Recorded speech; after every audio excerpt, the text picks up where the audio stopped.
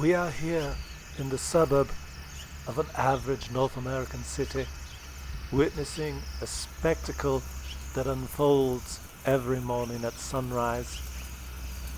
A flock of eager little hungry birds are combing the city, trying to find that special place where they can have breakfast. And they found it here in the limbs of a mountain ash tree, gorging themselves on the tender little frozen, fermented little berries, which not only fill their tiny little bellies, but also make their heads spin in the same way as having a morning martini would for us. They take turns. There's a method to their madness. While these particular members of the group are having breakfast, others are sitting aloft in the top branches of a safe pine, watching. And they take turns. Some swoop down to land and have some breakfast, while others rush back to the safety of the limbs of the pine, where they can rest and keep their eyes out for predators. Oh, observe the joyful way they feed. There's plenty for all.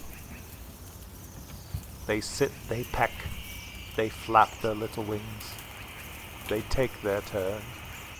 And all this unfolds in a neighborhood where humans are probably still sleeping, hungover and dehydrated from yesterday evening's shenanigans, where they consumed too much as they sat there on the couch watching Netflix, probably a nature channel, not realizing that nature unfolds right outside their door in the morning, while they lie there in their misery, resigned to the fact that they will be late for work, that drudgery they must endure every day.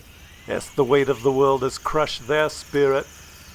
Inflation, governments, social media.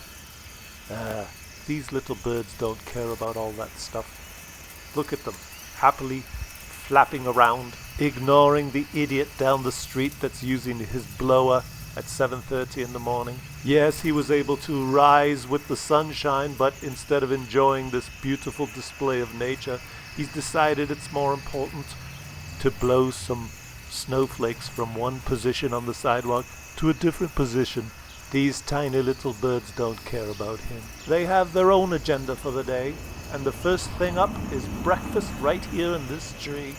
But wait, they look a little bit perturbed right now. Their flapping has stopped. They are relocating.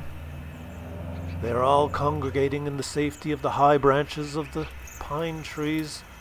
I think they've possibly run out of little berries to eat, or possibly one of the dominant members of the flock has decided that it's time to move on. They are communicating. They are discussing options. Do they notice me standing here beside the tree, watching them? Will they acknowledge my presence as I shared this time with them?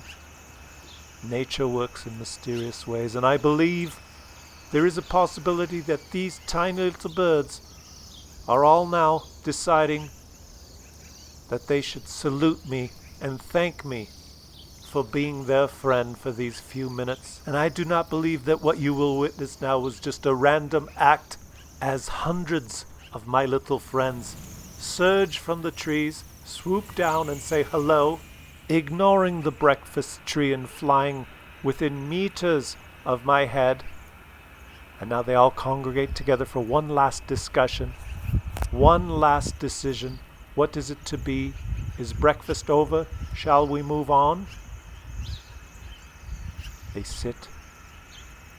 They discuss. They plan. What will they do? What is their discussion like? How are they communicating? What will they decide to do? Is it just one that decides? Is it all of them that decide together? Breakfast is obviously over, and they decide to do something extraordinary. And it makes me think that perhaps there's something more than meets the eye that is happening.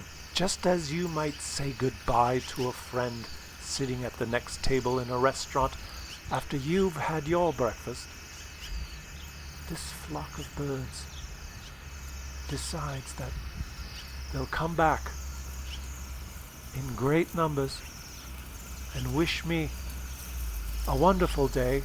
Hundreds of them swoop down and rest on the branches of this little mountain ash tree before they all decide together that it's time to say goodbye. Goodbye, my little friends, and have a wonderful, wonderful day.